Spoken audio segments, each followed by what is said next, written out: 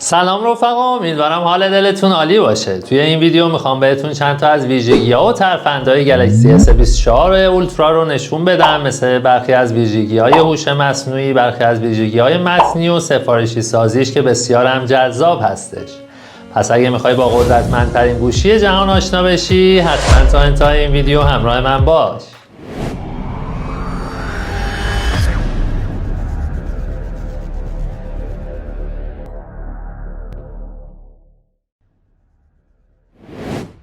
حسن هستم، به کانال آکادمی من خیلی خوش اومدین. همونطور که توی ویدیوی قبلی دیدین، گوشی جذاب با هم دیگه آنباکسش کردیم و یه سری اکسسوری هم که من براش تهیه کرده بودم و روش تست کردیم. توی این ویدیو میخوام بهتون چند تا از قابلیت‌ها و ویژگی‌ها و ترفندهای این گوشی جذاب رو یاد بدم تا با هم دیگه لذت ببریم. پس حتما تا انتهای این ویدیو همراه من باش.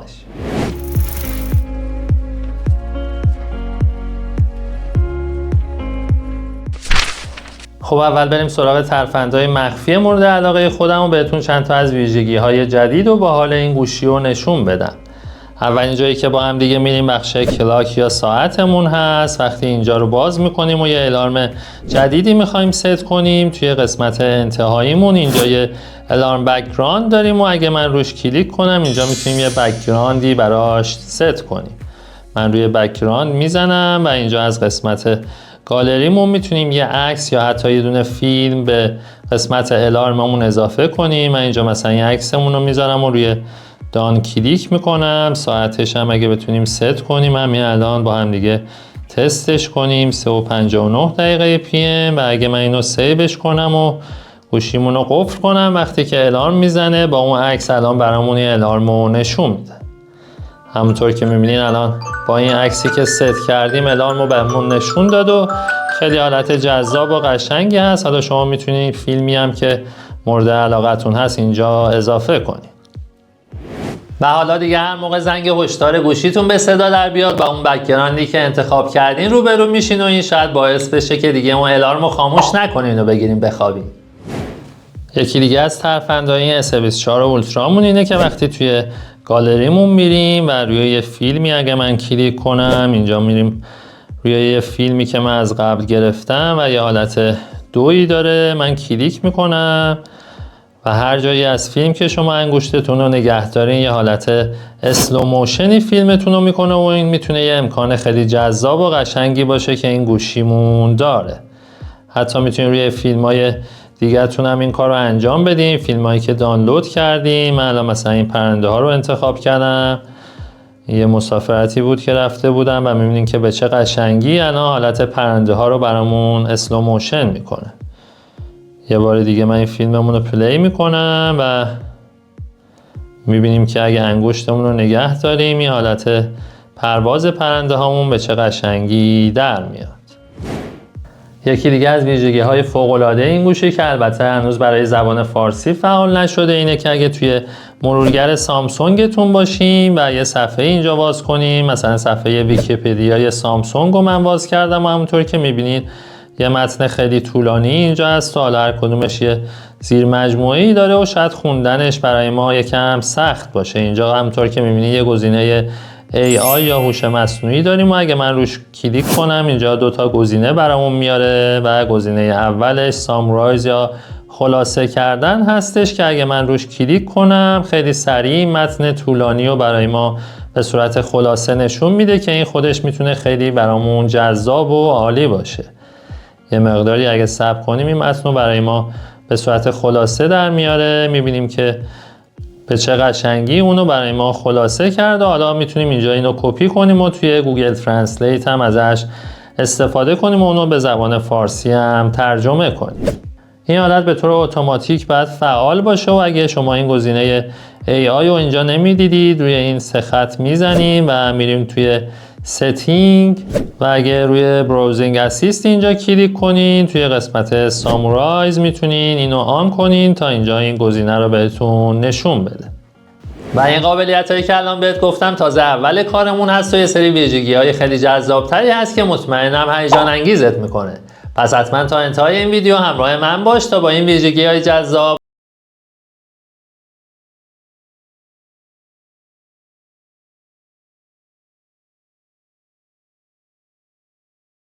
که به نظرم خیلی خیلی جذابه. من از قسمت ستینگزمون میرم توی قسمت ادوانس فیوچرزمون و اینجا یه گزینه به اسم لبز داریم. من روش کلیک میکنم. توی قسمت پایینش همونطور که میبینین یه فوتو آمبینت وال پیپر اینجا برامون داره. من روش کلیک میکنم و از اینجا این فوتو آمبینت رو آن میکنم و میرم توی صفحه اصلیمون و انگشتم رو روی صفحه نگه میدارم تا بتونم برم توی قسمت وال پیپرن استایلزمون و تنظیماتش رو اینجا ست کنیم. روی گزینه چنج وال پیپرزمون من کلیک میکنم و اینجا توی قسمت کریتیومون همونطور که میبینید فوتو آمبینت اضافه شده و اگه من اینجا عکسمون رو اضافه کنم بر اساس شرایط آب و هوایی عکسمون یه حالت انیمیشنی به وال پیپرمون میده و خیلی میتونه اونو جذاب ترش کنه. من مثلا اینجا روی این عکسمون کلیک میکنم و اگه اینجا پلی رو بزنم میبینیم که خودش اتوماتیک آب و هوا رو تشخیص میده و الان یه بارش بارونی که خیلی هم قشنگه. گوشه های لباس هم اگه دقت کنید حتی یه مقداری از اون بارون و برفی که هست کاملا مشخصه که روی لباس من میشینه یا ضربه میخوره. من یه بار دیگه پلی میکنم، دقت کنید.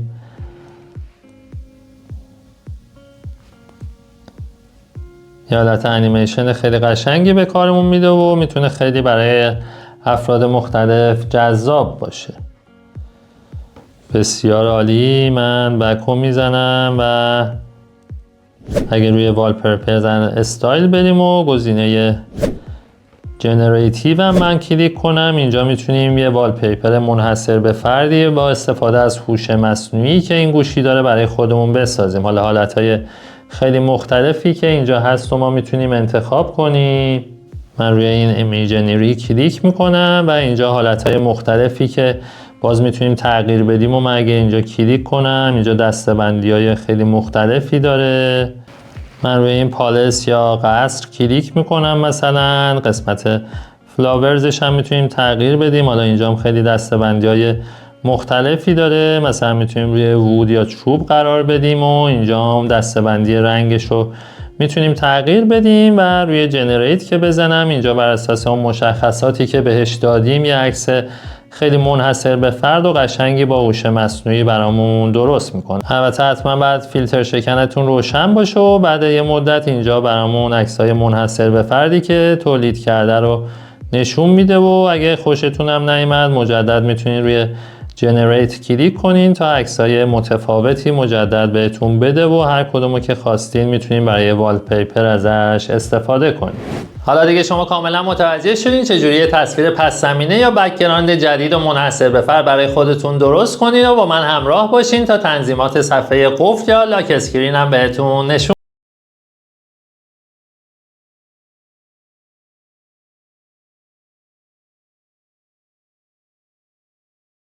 کارهای مختلفی که توی صفحه قفل هم میتونیم انجام بدیم مثل سفارشی کردن فونت و ساعت آشنا هستین. اینجا با هم دیگه مواردی که اضافه شده رو بررسی میکنیم. کافیه انگشتتون روی صفحه نگه دارین، حالا پینتون رو میزنین و اینجا میتونیم تغییراتی که میخوایم رو اعمال کنیم.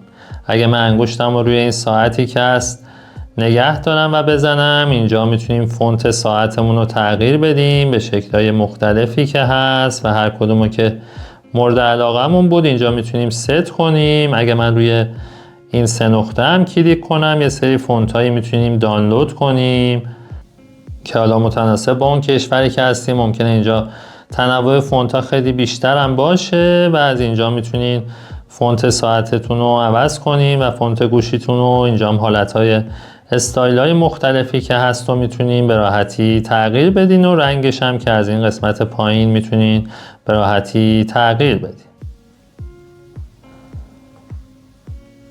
من روی دان کلیک میکنم و اگه مجدد انگشتم رو نگه دارم میبینیم که اینجا یه قسمت ویجتس هم اضافه شده و یه سری ویجتس هایی که گذاشته رو ما میتونیم اینجا اضافه کنیم. حالا فعلا تعدادش کم هستش، حالتهای مختلفی داره. اینجا مثلا باتری دستگاه‌های دیگه تو مثل هدفونتون یا ساعتتون هم میتونید توی قسمت لاک اسکرین نشونتون بده. بخشای مختلفی که هست و میتونید دونه دونه بررسی کنین و اگه خواستین اینجا توی قسمت لاک اسکرینتون اضافه کنین. یه امکان دیگه هم که میتونید تنظیم کنین برای قفل صفحتون این صفحه Always on Display که وقتی صفحتون قفل هستش ساعت و حالا مشخصاتی که میخواین و اینجا بهتون نشون میده برای همیشه. من میرم توی قسمت ستینگمون و از اینجا روی قسمت لاک اسکرین اگه کلیک کنم این Always on Display رو اگه فعال کنین این حالت براتون فعال میشه. اینجا میتونین اون والپیپری هم که هست و براش ست کنین تا وقتی گوشیتون خاموش هست این والپیپر هم براتون روشن باشه. البته دقت کنین که مصرف باتریتون طبیعتاً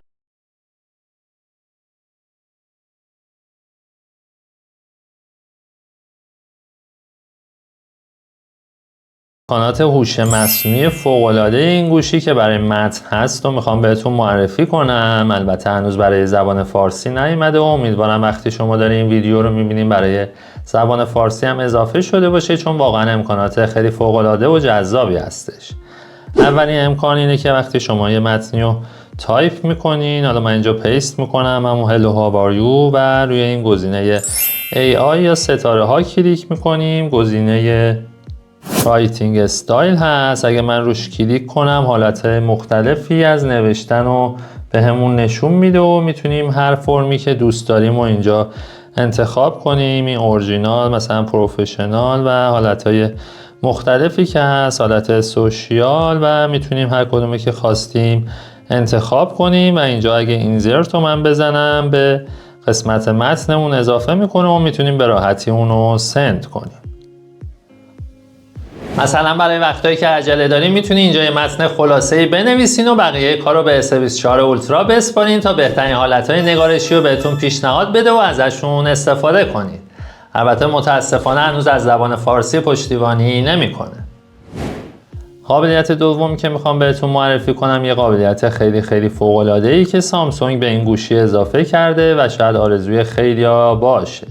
قابلیت چت ترنسلیشن هست. این که شما بتونید به هر زبونی با هر کسی بتونید چت رو انجام بدین و باهاش ارتباط برقرار کنید.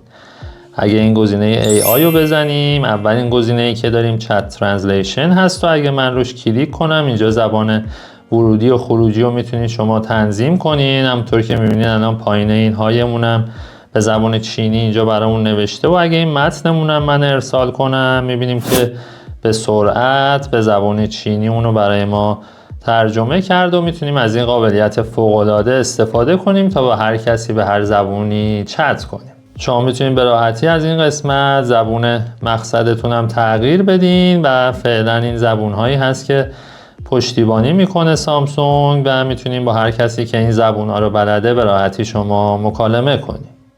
و شما میتونید از این قابلیت برای برنامه‌های دیگه مثل واتساپ هم ازش استفاده کنید.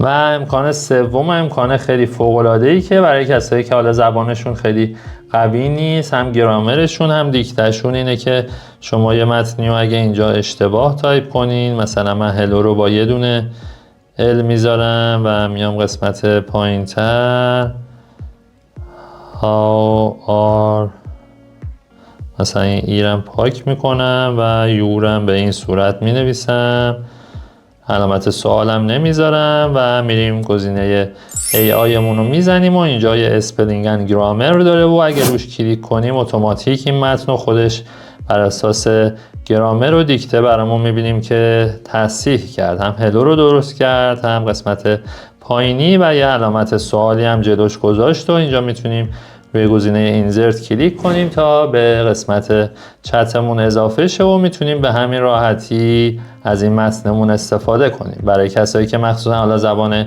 انگلیسیشون خیلی قوی نیست میتونن از این گزینه استفاده کنن. پس بهتون الکی نگفتم این قدرتمندترین گوشی هست که تا حالا دیدین و هنوز کلی امکانات دیگه ای مونده که میخوام بهتون نشون بدم.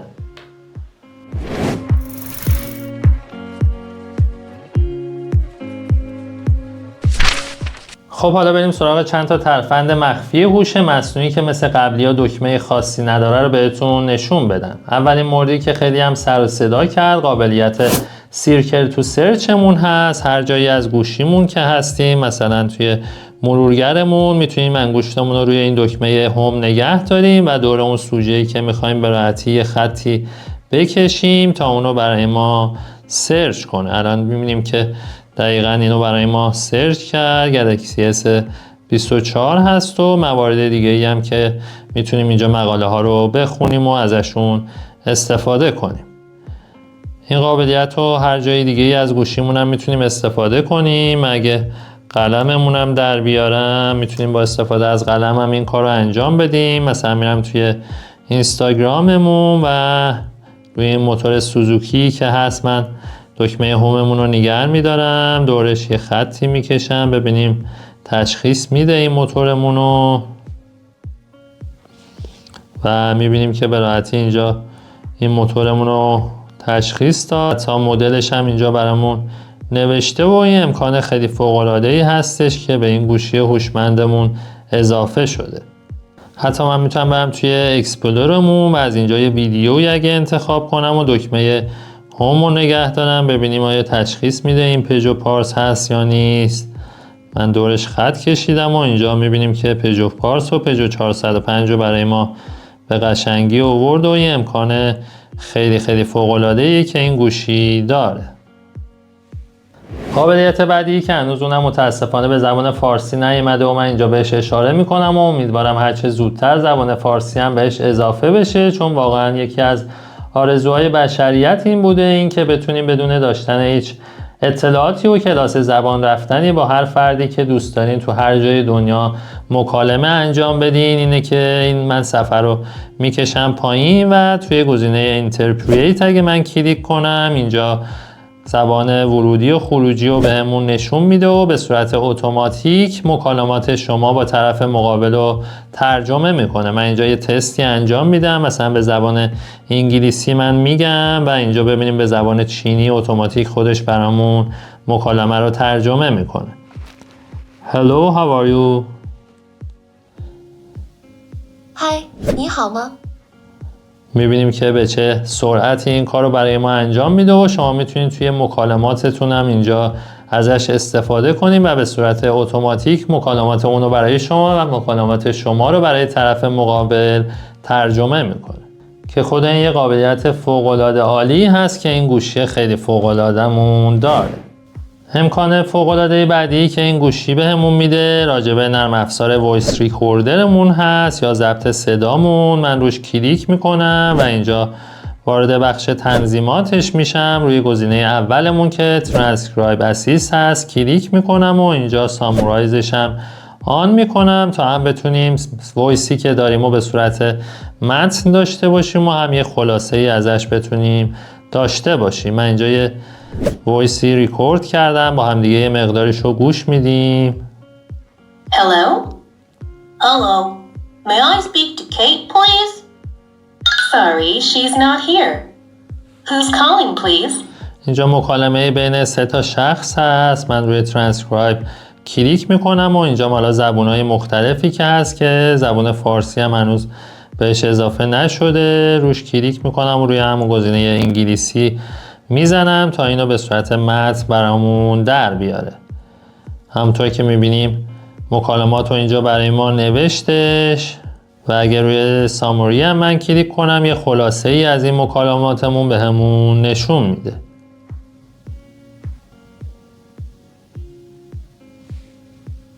مثلا میتونید ویدیوهای علمی یا هر ویدیویی که مربوط به رشته‌تون هست و از یوتیوب یا هر جایی که خواستین دانلود کنین و اون رو ریکورد کنین تا به صورت متن اون رو داشته باشین و حتی یه خلاصه ای از اون هم بتونین ببینین و این امکان خیلی فوق‌العاده ایه.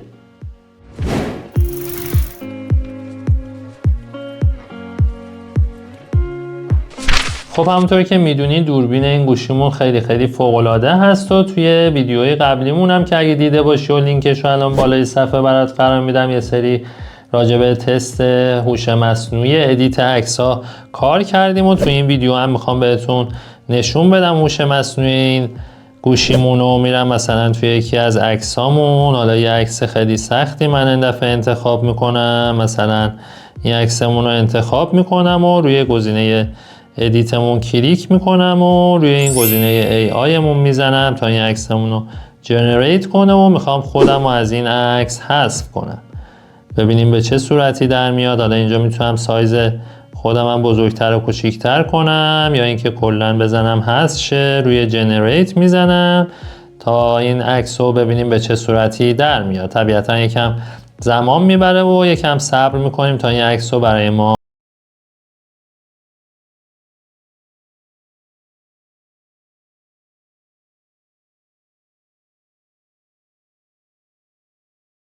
به قشنگی این بالا و پایین و وسط کارمون رو حذف کرده. این قسمت پا و قسمت بالایی و این قسمت وسط نیمکت به قشنگی حذف شده و اینجا یه مقداری باگ کارمون هست که البته اول کارمون هست و یه مقداری طبیعی هست و سامسونگ باید بیشتر روی این قضیه کار کنه. من اینجا مثلا دانو میزنم و اینجا من میتونم مجدد روی این AIمون بزنم و روی این به علاوه این بالا اگه من کلیک کنم Add from Gallery داره و اگه روش بزنم میتونیم اینجا از گالریمون مثلا یه عکس دیگه رو انتخاب کنیم، دور سوژه‌ای که میخوایم رو سلکت کنیم، اونو برامون به صورت اتوماتیک و خیلی سریع سلکت میکنه و اگه دانو بزنم اینجا میتونیم به این عکسمون به راحتی اضافهش کنیم و به این قشنگی تونستیم عکسمون رو ادیت کنیم. اگه دقت کنیم یه مقداری هم عکسمون کجه، من میتونم اینجا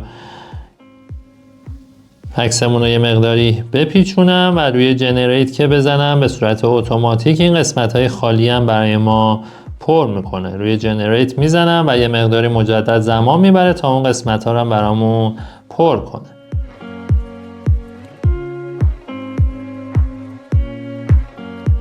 و میبینیم که به چه قشنگی اون قسمت های خالی هم برای ما پر کرد. روی این ویو اورجینال اگه من کلیک کنم عکسی بود که داشتیم و اینجا یه مقدار چرخوندیمش و خودمون هم اضافه کردیم. یه قابلیت خیلی سرگرم کننده و در این حال جذابی هست که با استفاده از هوش مصنوعی این گوشی فوق‌العاده ما میتونیم روی عکسامون ادیت هایی که میخوایم و به راحتی انجام بدیم و اونا رو به شکل‌های مختلفی در بیاریم. البته هنوز خیلی جای کار داره و میتونه خیلی بیشتر پیشرفت کنه.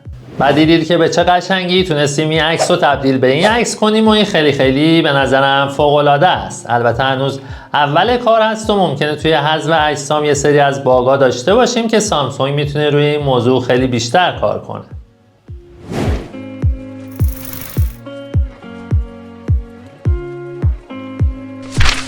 علاوه بر ویرایش عکس‌هایی که داشتیم، برنامه یادداشتمونم ویژگی‌های خیلی جدیدی داره. اگه من برنامه نوت یا یادداشتمون رو باز کنم، اینجا روی هر کدوم از متنایی که داریم انگشتم رو نگه دارم و روی این سه نقطه‌ای که هست کلیک کنم، اینجا یه جنریت کاور برامون میاره. اگه من روی این جنریت کاور بزنم یه کاوری به صورت اتوماتیک اینجا بر اساس اون متنی که داخلش هست برامون خودش درست میکنه و اینجا میتونیم از این جنریت کاورمون استفاده کنیم.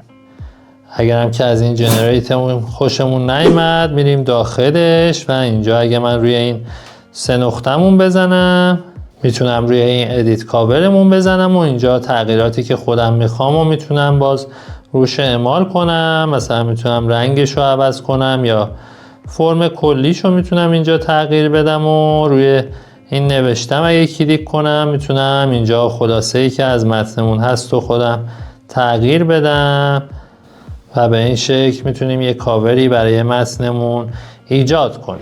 یه امکان دیگه ای که این نوتمون بهم میده، وقتی من اینجا با قلم یه متنی بنویسم، مثلا مینویسم Hello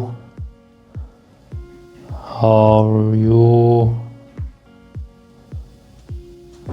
وقتی که روی این علامتی که این پایین هست کلیک کنم اینجا میتونم حالتهای الاین مختلفی به متنمون بدم و تا یه حد قابل قبولی میتونیم اینجا خطمون رو صاف و تراز کنیم. میبینیم که الان توی یه خط آورد. اگه من اینو وردارم میبینیم که شکلش به چه صورتی تفاوت میکنه. این الاینمون هم اگه وردارم میبینیم که کاملا حروف رو اینجا توی خط برامون قرار داد و این امکان خیلی خوبی هست که میتونیم برای نوشته هامون ازش استفاده کنیم. و قابلیت سوم و مفیدترین قابلیتی هم که این نوتمون داره، وقتی که داخل یکی از متنامون بشیم، من اینجا روی کیبورد میزنم که مثلا داریم اینجا یه متنی اضافه میکنیم، حالا میتونیم رو حالت کیبورد هم بذاریم و روی این جنریت یا AI که هست من کلیک میکنم و اگه کل متنمونم من انتخاب کنم اینجا روی اوتو فرمت که بزنم به صورت اتوماتیک میتونیم تایتل و متنمون از هم دیگه اینجا جدا کنیم. من روی این گزینه میزنم و اتوماتیک خودش الان برای ما این کار رو انجام میده. میبینیم الان تایتل ها رو خودش جدا کرد و متنمون رو یه ویرایش خیلی قشنگی انجام داد. میتونیم ریپلیسش کنیم، کپیش کنیم یا اینکه به یه جای دیگه اونو اضافهش کنیم. من مثلا روی ریپلیس اگه بزنم میبینیم که اینجا نوشتم اونو به قشنگی اصلاح کرد. اگه دوباره روی این AI اون بزنم همونطور که میبینیم میتونیم اونا رو خلاصش کنیم و مجدد این خلاصه رو میتونیم ریپلیس کنیم یا کپی کنیم و ازش استفاده کنیم. حالا با هم دیگه بریم چند تا ترفند خیلی عالی درباره دوربین فوق‌العاده این گلکسی S24 بهتون نشون بدن.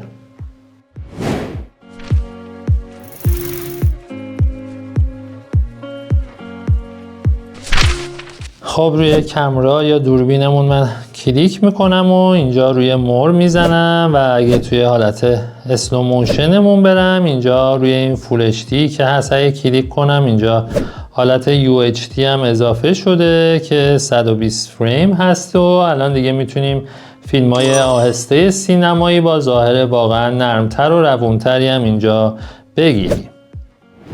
یه ترفند خیلی جالب دیگه هم که با استفاده از این دوربینمون میتونیم انجام بدیم و من خیلی سریع بهتون بگم. روی این ستینگی که اینجا هست من کلیک میکنم و گزینه اولی که داریم اسکن داکیومنتس اند TXT هست.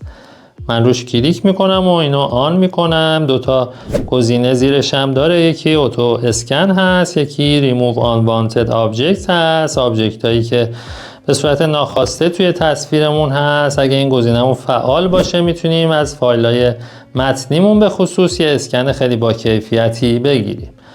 من میرم توی قسمت دوربینمون و ببینیم به چه صورتی این فایلمون رو به صورت اتوماتیک الان اسکن کردش. من روی این حالت اسکن اگه بزنم ببینیم فایلمون رو به چه صورتی ذخیره میکنه. من الان میرم توی بخش عکسامون میبینیم که ما انگشت منو به قشنگی حذف کرد و یه فایل خیلی با کیفیتی اینجا به ما تحویل داد. و حالا اگه عکس بگیریم میبینیم با چه کیفیتی از متنمون عکس میگیره و اینم یکی دیگه از جادوهای سامسونگه.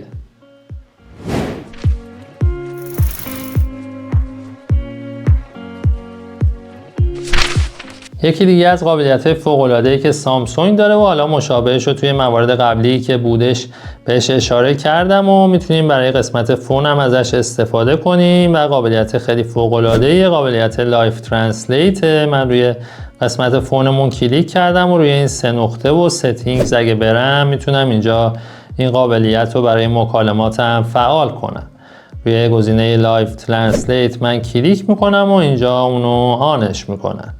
اینجا همونطور که میبینید دو تا زبان مختلف رو میتونم تنظیم کنم، یکی برای خودمون هست و یکی هم برای شخص مقابلمون هست و اینجا به راحتی میتونم اونا رو تغییرشون بدم. فعلا زبان فارسی رو نداره و امیدوارم زودتر به این بخشم اضافه بشه تا بتونیم راحت با هر کسی که خواستیم ما مکالمات رو انجام بدیم. حتما این گزینه میوت مای وایس هم ما باید فعال کنیم و به راحتی شما میتونید به هر زبونی و با هر کسی از هر جایی که توی دنیا هستش مکالمات رو انجام بدین و از این قابلیت فوق‌العاده‌ای هم که هست استفاده کنید.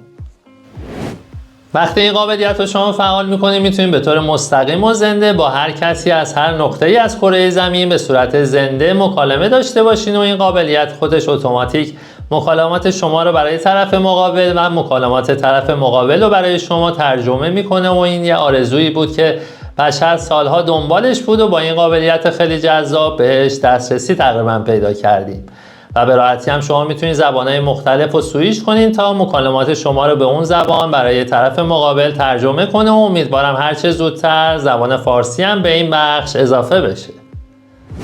Hey, I'm at gate 6 wearing a gray shirt. ฉันอยู่ที่ประตู6สวมเสื้อสีเทา ได้ครับ เดี๋ยวผมไปรับอีก2 นาที I'll pick you up in 2 minutes.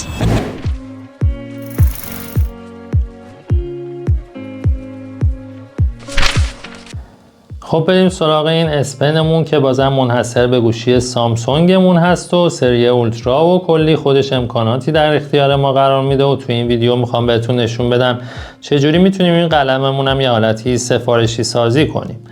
برای اینکه بتونیم این کار رو انجام بدیم میریم توی گلکسی استورمون و اینجا توی سرچمون گودلاک رو سرچ میکنیم.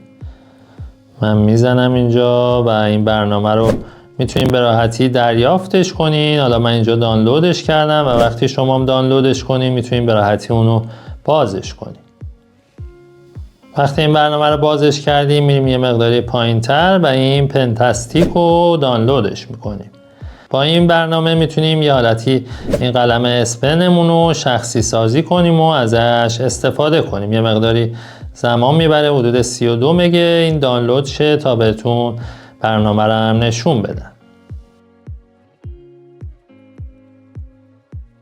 خب این برنامه‌مون دانلود شد و این بالا برامون اونو الان آوردش. من که روش کلیک کنم اینجا میتونیم حالتهای مختلفی برای پوینترمون انتخاب کنیم. این نشانگری که وقتی نزدیک صفحه نمایش میکنیم داره به ما نشون میده. مثلا من میتونم روی این گزینه کلیک کنم، سایزش رو حالا میتونیم بزرگتر کنم که شما ببینین و الان وقتی نزدیک صفحه نمایش میکنم یه حالت قلب شکلی اینجا به ما نشون میده. اینجا کاملا فکر کنم مشخص باشه و میتونین این یوز رو بزنین و ازش استفاده کنین. من انتهاش هم که برم اینجا روی کاستوم میتونم بزنم و حتی از گالریمون میتونم یه موردی رو انتخاب کنم یا یه استیکری که دارم و اینجا اضافه کنم و به جای این پوینتری که هست ازش استفاده کنم. اگه قسمت پایین ترم بریم این قسمت ساوندمون هست و وقتی قلممون رو میخوایم در بیاریم یا وارد گوشیمون کنیم میتونیم صداهای مختلفی رو اینجا براش قرار بدیم. مثلا من میرم جلوتر میتونیم یکی از اینا رو انتخاب کنیم یا اینجا میتونیم با این کاستومی که هست یه موزیکی که خودمون میخوایم رو وارد کنیم و ازش استفاده کنیم. من روی یکی از این موارد مثلا کلیک میکنم روی این مورد و اگه روی یوزمون بزنم میبینیم که قلم رو وقتی در بیاریم و جا بزنیم چه صدایی به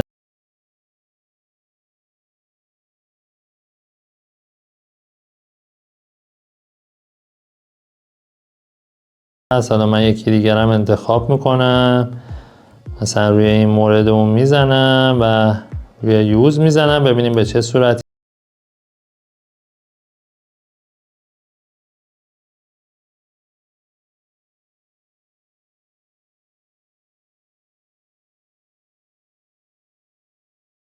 و ازشون استفاده کنیم و توی این قسمت هم میتونین یه شورتکاتی انتخاب کنین. اگه اینو من آنش کنم و یه برنامه رو اینجا انتخاب کنم، مثلا میریم پایین تر و مثلا من این ماشین حسابمون رو انتخاب میکنم برای اینکه نشونتون بدم و این کلید روی قلم رو من نگه دارم و دوبار روی صفحه کلیک کنم این ماشین حساب برامون باز میشه. این شورتکاتی هست که خیلی ممکنه برای بعضیا که حالا برنامه‌های خاصی کار میکنن کاربردی باشه.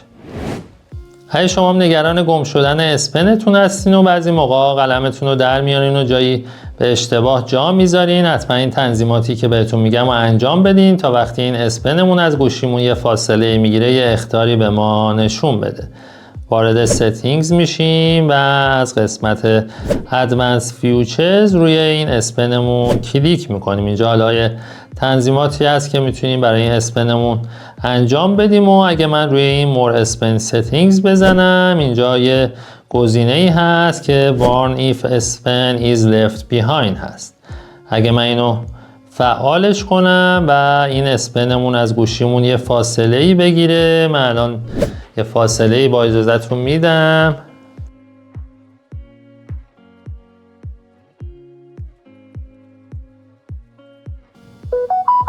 همونطور که میبینین الان یه حالت زبدری روی قلممون زد و اگه من گوشیمونم باز کنم اینجا آرم قلممون برامون کم رنگ شده و اینجا یه پیغام خطایی به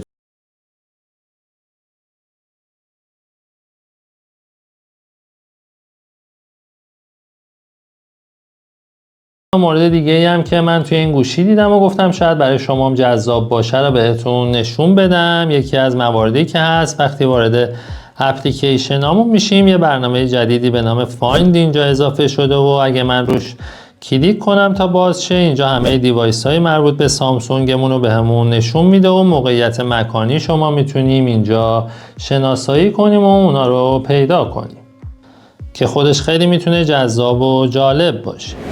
مورد بعدی که میخوام بهتون بگم مربوط به باتریمون میشه. اگه وارد ستینگزمون بشیم اینجا توی گزینه باتریمون یه گزینه جدیدی اضافه شده به نام باتری پروتکشن و اگه من روش بزنم اینجا 3 حالت مختلف بهمون نشون میده. مورد اولمون بیسیک هست که یه حالت محافظت معمولی از باتریمون انجام میده.